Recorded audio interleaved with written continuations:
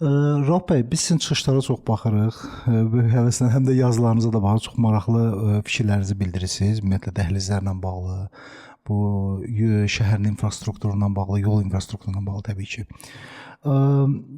Bizi maraqlandıran əsas məsələ odur ki, indi hal-hazırda bizdə Gürcüstan vasitəsilə bir nəqliyyat dəhlizimiz var.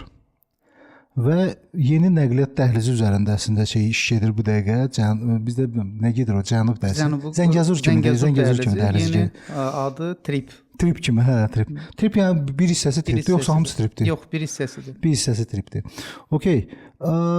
Bax bu bizə nə verir? Yəni bizim hal-hazırda var da dəhlizimiz. Düzdür. Yəni buradan avtomobillər, sonra indi avtomobillər düzdür elə işləmir, amma qatarlar, digər yüklər yük daşıma gedir, işləyir, hər şey qaydasındadır. Bu bizə nə verəcəkdir? Mən bunu daha geniş istəyərdim izah edəm. Azərbaycan Qapalı Xəzərin sahilində yerləşən bir Cənubi Qafqazın bir ölkəsidir. Okeana çıxış olmayan. Okeana çıxış olmayan və burada istənilən istiqamətdə fərqli nəqliyyatın olması bir üstünlükdür. Azərbaycanın son 30 ildə icra etdiyi beynəlxalq layihələr məhz bu deyək ki, elementi aradan qaldırmaq üçün hədəflənmişdi və bu illər ərzində həmçinin də torpaqların işğal altında qalması problemi var idi. Tək bizdə yox, həmçinin Gürcüstanda ənənəvi yolların bloklanmasına gətirib çıxartmışdı. Ona görə bu illər ərzində silsilə böyük layihələr icra olunmuşdu. İlk olaraq nəqliyyatın 5 növü var.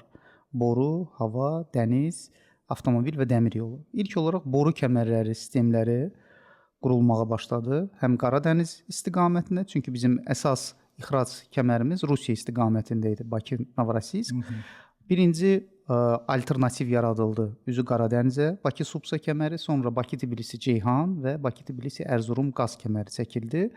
Sonrakı illərdə dəmir yolu segmenti üzrə əlavə iş görüldü. Bakı-Tbilisi-Kars dəmir yolu layihəsi icra olundu və bu arada bu layihə ciddi maneələrlə, yəni bir çox dünya dövlətləri elə hesab edirdi ki, bu layihə Ermənistanı blokadada saxlayır və maliyyə deyək ki, imkanları məhdudlaşdırırdılar. Ona görə Azərbaycan öz imkanı hesabına bu layihələri bütün narazılıqlara baxmayaraq icra etdi.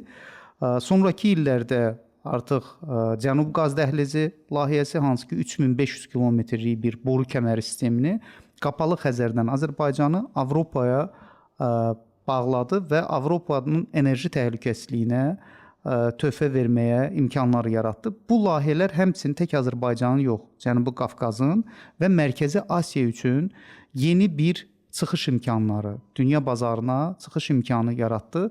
Bununla yanaşı bu illər ərzində üzü qərb istiqamətinə, demək Bakıdan Gürcüstan sərhədinə qədər avtomobil yolları təkmilləşdirildi. Köhnə Sovetin zamanında olan yollar iki zolaqlı idi, amma mövcud dövrün tələbinə uyğun gəlmirdi. Eynilə də tək qərb yox, həmçində şimal-cənub istiqamətində də avtomobil yolları tikilib.